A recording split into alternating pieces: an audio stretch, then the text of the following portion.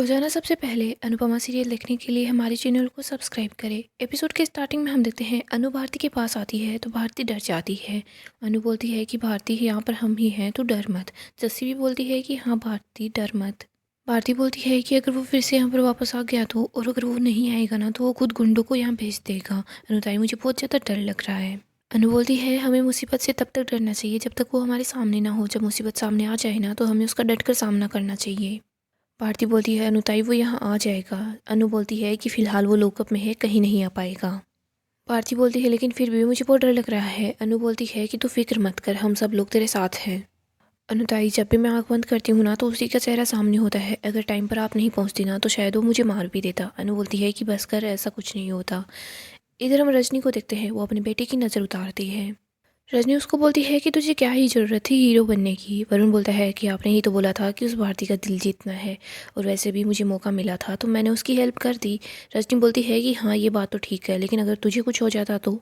रजनी बोलती है अनु से बात करेगी और मुझे पता है भारती हाँ ही बोलेगी, ना नहीं कर पाएगी। और मैंने तो तेरी शेरवानी, तेरी पगड़ी सब कुछ तैयार कर रखा है। वरुण बोलता है मम्मी ये तो ठीक है, सब कुछ करने के बाद भी अगर चोल नहीं टूटा तो। रजनी वरुण के पास फाइल लेकर आती है और बोलती है कि तू फिक्र मत कर, चोल तो टूटेगा और इसकी जगह टावर जरूर बनेगा। रजनी बोलती है कि तू बस एक बार देखना, वो पेपर साइन हो जाएंगे ना तो उसके बाद शाही भी हमारी होगी और मात भी हमारी होगी। वो अनु है ना, वो कुछ भी नहीं कर पाएगी। इधर हम अनु को देखते हैं, वो भारती के पास लाइट्स लेकर आती है, उनको ऑन करती है तो वो लाइट्स चमक रही होती है। भारती बोलती है कि अनुताई ये क्या है। अनु बोलती है देखिए बैटरी है और ये लाइट्स है। जब मैंने बैटरी का बटन ऑन किया ना तभी ये लाइट्स ऑन हुई। और वैसे ही कभी कभी हमें अपनी ज़िंदगी में बटन ऑन करने होते हैं जिसकी वजह से हमारी लाइफ भी है ना वो चमकदार बन जाती है। अब देखो, कोई अगर बिना बात के हंसता है ना तो हम यही बोलते हैं कि देखो ये तो पागल है, बिना बात के ही हंस रहा है। लेकिन अगर कोई बिना बात के रोता है ना तो हम ये सोचते हैं कि देखो इसके जीवन में तो पता नहीं कितना सारा दुख होगा। हम अपने जीवन में सुख का कभी सम्मान नहीं करते, बस दुख को ही लेकर बैठ जाते हैं। हमें अपने सुख का सम्मान भी करना चाहिए। अनु बोलती है जब दुख हमारे जीवन में आता है ना तो हम उसको पकड़ कर बैठ जाते हैं, लेकिन हम अपने सुख को पकड़ कर नहीं बैठते हैं। सुख हमारे जीवन में काफ़ी प्रकार से आता है, कभी परिवार के रूप में, कभी किसी अनजान शख्स के रूप में, तो कभी प्यार के रूप में। भारती, रजनी ने अपने वरुण के लिए तुझे पसंद किया है और मुझे लगता है भारती वरुण है ना वो तुझे पसंद करता है। तभी जस्सी बोलती है कि ये भी वरुण को पसंद करती है। वैसे क्या बात है भारती, प्यार का इजहार भी नहीं हुआ और बात शादी तक भी पहुंच गई। जस्सी तो भारती के लिए बहुत ज़्यादा खुश हो जाती है। अनु भारती को समझाती है कि देख तेरी ज़िंदगी है, तुझे इसका सोच समझकर फैसला करना है, कोई भी जल्दबाजी नहीं करनी है। तू पहले सोच लेना, समझ लेना कि तुझे क्या करना है और उसके बाद अपना फैसला बता देना। भारती याद करती है कि कैसे वरुण ने उसे हर बार बचाया है, उसकी हेल्प की है। भारती अनु को बोलती है कि आपने जैसे लाइट्स का बटन ऑन किया है ना वैसे ही आप मेरी खुशियों का बटन आप ही ऑन करोगी। अनुताई आप ही फैसला लोगी ना, मुझे वो फैसला मंजूर होगा और मुझे अच्छे से पता है आप मेरी खुशियाँ देखेंगी, आप मेरे लिए वही फैसला करेंगी जो मेरे लिए सही होगा। अनुताई मेरी लाइफ में वरुण रहेगा या नहीं रहेगा ये बात आप ही डिसाइड करेंगी। इसके बाद अनु भारती को गले लगा लेती है, जैसे भी साथी होती है। अनु बोलती है तो फिर ठीक है, तो दुल्हन बनने की तैयारी है ना, शुरू कर दे। जस्सी, भारती, अनु तीनों बहुत ज़्यादा खुश हो जाते हैं। अनु बोलती है भारती जल्दी ही है ना ये चोल रोशनी से और तेरा जीवन है ना खुशियों से भर जाएगा। आगे हम रजनी को और वरुण को देखते हैं। रजनी बोलती है कि मैंने है ना टावर का नया नाम फाइनल कर लिया है। रजनी बताती है कि वरुण राज। वरुण सुनकर बहुत ज़्यादा खुश हो जाता है। आगे हम प्रेम और राही को देखते हैं। राही अपसेट होती है। प्रेम बोलता है कि मेरे पास एक सोल्यूशन है, एक मंत्र है जिससे है ना तुम्हें सब कुछ याद हो जाएगा। राही बोलती है सच में? प्रेम बोलता है हाँ। प्रेम बोलता है देखो तुम्हें जो कुछ भी याद है ना तुम उसका एक गाना बना लो और उसके बाद सब कुछ याद कर लेना। बचपन में हमें ABCD ऐसे ही तो सिखाते थे। राही बोलती है हाँ। प्रेम बोलता है अब चलो जल्दी से गाना बनाना स्टार्ट कर दो। वो धीरे धीरे करके सब कुछ याद कर लेती है। प्रेम उसका साथ देता है। प्रेम राही को देखकर बहुत ही ज़्यादा खुश हो रहा होता है। इधर राही भी सब कुछ याद करती है तो वो धीरे धीरे खुश हो जाती है। यहीं पर हम दिवाकर को देखते हैं, वो अपनी गाड़ी में बैठा होता है और प्रेम और राही को ही देख रहा होता है और बहुत ज़्यादा जेलस फील करता है। दिवाकर की नज़रों से प्रेम और राही गायब हो जाते हैं। दिवाकर गाड़ी के बाहर आता है और वो उन्हें देखने की कोशिश करता है। इधर तभी यहाँ पर गौतम आ जाता है। वो बोलता है कि यहाँ पर क्या कर रहे हो, मुझे पता है तुम यहाँ पर राही को देखने के लिए आए हो। दिवाकर वहाँ से जा रहा होता है तभी गौतम बोलता है मुझे पता है तुम राही को पसंद करते हो और राही है ना वो भी धीरे धीरे करके तुम्हें पसंद करने लग गई है। वो पूरा दिन दिवाकर सर बोलते रहती है। प्रेम के पास तो राही के लिए टाइम ही नहीं है। बेचारी हर वक्त उदास रहती थी, मायूस रहती थी, लेकिन जब से तुम्हारी क्लास अटेंड करने लगी है ना तब से वो बहुत ज़्यादा खुश हो रही है। ऐसा लगता है कि राही में किसी ने जान डाल दी है। दिवाकर ये सब सुनकर बहुत ज़्यादा खुश हो जाता है। अगली सुबह हम मीता को देखते हुए बहुत ज़्यादा गुस्से में होती है। अनिल बोलता है कि क्या हुआ। मीता बताती है कि आजकल सैलून में कोई भी फेशियल कराने के लिए नहीं आ रहा। मीता बताती है कि स्टाफ वाले बोल रहे थे मार्केट में कोई नया हर्बल प्रोडक्ट लॉन्च हुआ है। मीता बोलती है नुकसान मेरा हो रहा है। मोटिवा बोलती है कि मीता फिक्र मत करो, सब कुछ ठीक हो जाएगा। देखो पहले अंश और लीला बहन भी तो कितना उड़ रहे थे, लेकिन उनके साथ क्या हुआ वैसा ही इस नई कंपनी के साथ होगा। मोटिवा बोलती है लेकिन ऐसा कौन सा प्रोडक्ट मार्केट में आ गया है।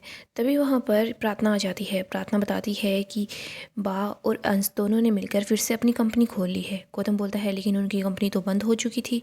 प्रार्थना बताती है कि उनकी कंपनी बंद हुई थी, उनका नाम ख़राब कर दिया, लेकिन उनके प्रोडक्ट थे ना वो बहुत अच्छे थे, उन्होंने अपनी कंपनी का नाम चेंज कर लिया। प्रार्थना बहुत ज़्यादा खुश होती है, सबको बता रही होती है कि अब उन लोगों को रिव्यूज़ भी अच्छे मिल रहे हैं और अच्छी खासी सेल भी हो रही है। अंश ने अनुमा की दी हुई सीख पर गौर किया और उसके बाद उसी सीख पर चला ना, तो देखो अंश के साथ इतना अच्छा हो रहा है। क्याथी बहुत खुश हो जाती है। क्याथी बोलती है कि चलो अच्छी बात है, इससे ये तो साबित हो गया ना कि अंश और लीला बाकी कोई भी गलती नहीं थी। मुझे बोलती है कि तुम्हें बड़ी श्रद्धा है उन लोगों से। क्या थी, अगर तुम इतना ही उन लोगों का गुणगान करना चाहती हो तो उनके नाम का मंत्री क्यों नहीं बना लेती। इधर प्रार्थना बोलती है कि ये तो बस शुरुआत है, अब देखना अंश और बा की कंपनी है ना वो बहुत आगे जाएगी। प्रार्थना बोलती है इतनी खुशी की बात है, मुंह मीठा करना तो बनता ही है। आगे हम अनुपमा और राही को देखते हैं, वो दोनों वीडियो कॉल पर बात करती है। इधर राही बोलती है कि देखो मोबाइल में 4G 5G सब कुछ आ गया है, काश मम्मी जी भी मोबाइल में आ पाती। अनु बोलती है ठीक है कोई बात नहीं है, मैं तुझे दही शक्कर खिला पाती अगर तेरे पास होती तो। प्रेम बोलता है मम्मी कोई बात नहीं है, दही शक्कर मैं खिला दूंगा। अनु बोलती है ठीक है ये वाला मैं खा लेती हूँ, मेरा मूड भी अच्छा हो जाएगा। अनु बोलती है वैसे राही तेरी एग्जाम है और तू बिल्कुल भी नहीं घबरा रही, ऐसा कैसे है। प्रेम बोलता है कि सारा का सारा मेरा कमाल है। राही बोलती है नहीं सारा मेरा कमाल है, तुमने सिर्फ आइडिया दिया था और बाकी मेहनत तो मैंने ही करी है ना। अनु बोलती है हाँ सारा का सारा मेरे जमाई राजा का ही कमाल है। राही बोलती है मम्मी आपको तो अपनी बेटी पर बिल्कुल भी भरोसा नहीं है। अनु बोलती है कि ऐसा नहीं है, जब पत्नी को पति का साथ मिलता है ना तो पत्नी के सारे डर सारे दुख सारी टेंशन गायब ही हो जाती है। अनु अनुज को याद करती है और सोच रही होती है कि कैसे अनुज ने उसका साथ दिया था। इधर बोलती है कि जा राही अब जल्दी से, वरना तो एग्जाम के लिए लेट हो जाएगी। राही बोलती है ठीक है मम्मी। अनु देखती है कि ईशानी अभी तक यहाँ पर नहीं आई। अनु ईशानी के पास कॉल करती है, तभी ईशानी घर के अंदर आ जाती है। अनु उसको देखती है। ईशू बोलती है कि हाँ मैं पार्टी करके आई हूँ, लेकिन फ़िलहाल मुझे आपके लेक्चर की नहीं ब्लैक कॉफ़ी की ज़रूरत है, जल्दी से बना दीजिए। ईशानी अपने रूम में जा रही होती है, तभी अनु उसका हाथ पकड़ लेती है। ईशू जोर से चिल्लाती है कि क्या है। इधर जस्सी भारती परी तीनों उठ जाते हैं। अनु ईशू को बोलती है कि देख दोस्तों से मिलना पार्टी करना गलत नहीं है, लेकिन टाइम भी तो होना चाहिए कि दिन है रात है। तू घर से जब चाहे मुंह उठाकर निकल जाती है, जब चाहे मुंह उठाकर आ जाती है। घर के भी कुछ नियम कायदे कानून होते हैं। ईशानी तू क्या फिर से अपनी पुरानी ज़िंदगी ही जीना चाहती है, पहले दोस्तों के साथ पार्टी शुरू करना, रात रात बाहर रहना, फिर से नशा शुरू करना, यही सब कुछ करना चाहती है क्या तू। ईशू बोलती है कि कोई मैं छोटी बच्ची नहीं हूँ और मुंबई में रात को भी लोग घूमते रहते हैं, तो मैं बाहर चली गई तो इसमें प्रॉब्लम क्या है। और वैसे भी मैंने पार्टी की है लेकिन कोई नशा वसा नहीं किया है, घर में एंट्री नहीं कि लेक्चर शुरू हुई हो गया। अनु ईशू को समझाती है कि कल भी मैंने तुझे समझाया था, देख हमारे हाथ में बैठा हुआ कबूतर और हाथ में आया हुआ काम है ना, इसका कोई भी भरोसा नहीं है। ईशानी गुस्सा करती है और बोलती है कि अरे मुझे जीने दो। अनु बोलती है कि तू मुझे जीने दे, देख मैंने तेरी जिम्मेदारी ली है, अगर कोई भी ऊंच नीचे हो जाएगी ना तो फिर मुझे ही जवाब देना पड़ेगा।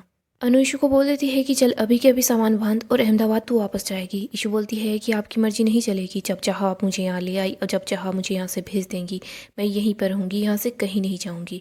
अनु बोलती है कि इस घर में रहना है तो हमारे तरीके से रहना होगा।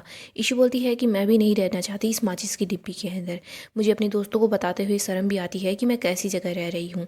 इधर जस्सी बोलती है कि देख हमारे घर के बारे में तो कुछ नहीं बोलेगी। ईशानी तुझे मेरी वजह से काम मिला है, अनु की वजह से भी काम मिला है, तो यहाँ पर फ्री में रहती है, फ्री में खाती है और इतने नखरे दिखा रही है। ईशू बोलती है कि हाँ फ्री में खाती हूँ रहती हूँ, लेकिन जब भी मुझे पेमेंट मिलेगा ना तो तुम्हारे मुंह पर पैसा फेंक कर मारूंगी। भारती बोलती है ठीक है तुम खाने पीने के पैसे तो दे दोगी, लेकिन अनुताई ने तुम्हारी जो हेल्प की है, तुम्हें जो प्यार किया है उसका क्या। और अगर अनुताई तुम्हें अहमदाबाद से यहाँ पर मुंबई नहीं लेकर आती ना तो तुम अपने घर पर बैठे बैठे रो रही होती। ईशू भारती से बदतमीजी करना शुरू करती है, तभी अनुपमा को गुस्सा आता है और वो ईशू को एक जोरदार थप्पड़ लगा देती है। अनु ईशू को बोलती है कि अभी के अभी हमारे घर से निकल जा, एक तो हमारे मंदिर जैसे घर में रहती है और यहाँ पर इतना बुरा कुछ बोलती रहती है, जा कहीं और जाकर रह ले। परी भारती जस्सी बोलते हैं कि अनु तू ये क्या कर रही है। अनु बोलती है कि देखो एक तो इनकी जिम्मेदारी लो, इनके लिए इतना सब कुछ करो, लेकिन ऊपर से मुझे ही कुछ सुनने को मिलता है। इन लोगों के लिए मैंने इतना कुछ किया है, लेकिन इन्होंने मेरे लिए क्या किया है। अनु ईशू को घर से बाहर निकाल रही होती है, लेकिन ईशू कमरे के अंदर चली जाती है और बोल देती है कि मैं यहाँ से चली ही जाऊँगी। जस्सी बोलती है सुबह सुबह इस लड़की ने दिमाग ख़राब कर दिया। अनु बोलती है सॉरी। जस्सी बोलती है मैं तुम्हें नहीं बोल रही, तेरी उस बेवकूफ़ बेटी को बोल रही हूँ। आगे हम राही को देखते हैं, वो श्रीनाथ जी का आशीर्वाद ले लेती है। इसके बाद वो अपने सामने मोटिबा को देखती है। मोटिबा राही को देखकर अपना मुंह फेर लेती है। तभी राही मोटिबा के पैरों में गिर जाती है और बोलती है कि मोटिबा आज मेरा एग्जाम है, आपका आशीर्वाद लेना मेरे लिए बहुत ज़्यादा ज़रूरी है। मोटिबा बोलती है कि तुम आशीर्वाद ले रही हो या छीन रही हो। राही बोलती है कि आप कुछ भी मानो, लेकिन आपके आशीर्वाद के बगैर मैं फेल हो जाऊँगी। मोटिबा बोलती है ठीक है, तुम्हारा पेपर बहुत अच्छा होगा, सबसे अच्छा होगा, अब जल्दी से मेरे पैर छोड़ दो। राही पराग का भी आशीर्वाद ले लेती है। इधर मोटिबा बोलती है कि अच्छा हुआ आशीर्वाद ले लिया, ज़रूरत पड़ेगी ना। राही बोलती है मतलब। मोटिबा बोलती है मतलब जो घर के कामों से बचकर कॉलेज जाते हैं ना, वो मुश्किल से ही तो पास होते हैं। राही पराग को बोलती है कि आप मुंबई गए, मम्मी से मिले, मुझे बहुत अच्छा लगा। पराग बोलता है कि हम दोनों का बस आमना सामना हो गया था। राही बोलती है कि हाँ मुझे पता है। प्रेम बोलता है कि राही चले। राही बोलती है हाँ। इधर घर के सब लोग राही को ऑल द बेस्ट बोलते हैं। इधर हम गौतम को देखते हैं, उसके पास एक मैसेज आता है। उसके पास फ़ोटो आती है जिसमें रजनी और पराग साथ होते हैं। गौतम ये देखकर बहुत ज़्यादा खुश हो जाता है और वो बोलता है रजनी देसाई आपने सही बोला था, बाजी खेलने का मज़ा तभी आता है जब हमारे हाथ में हुक्म का इक्का हो। इधर हम देखते हैं भारती के पास उसके पेरेंट्स का वॉइस नोट आता है। वो बोलते हैं कि भारती बेटा हमें अनुपमा जी पर पूरा भरोसा है और तू खुश है तो हम भी खुश हैं। इधर हम देखते हैं अनु बोलती है कि उनको इस रिश्ते से कोई एतराज़ नहीं है। भारती बोलती है नहीं, सभी लोग बहुत ज़्यादा खुश हो जाते हैं। अनु, भारती, जस्सी, परी चारों मिलकर डांस करना शुरू कर देती हैं। गाइस डेली अपडेट के लिए आप हमारे चैनल को सब्सक्राइब करें, साथ ही साथ वीडियो को भी लाइक कर दें। आने वाले एपिसोड में हम देखेंगे अनु सभी लोगों से सिग्नेचर करवा लेती है। इधर रजनी को पता चलता है कि चोल के सब लोग पेपर्स पर सिग्नेचर कर रहे हैं, तो रजनी बहुत ज़्यादा खुश हो जाती है। वो सोचती है कि मैं तो बस यही चाहती थी।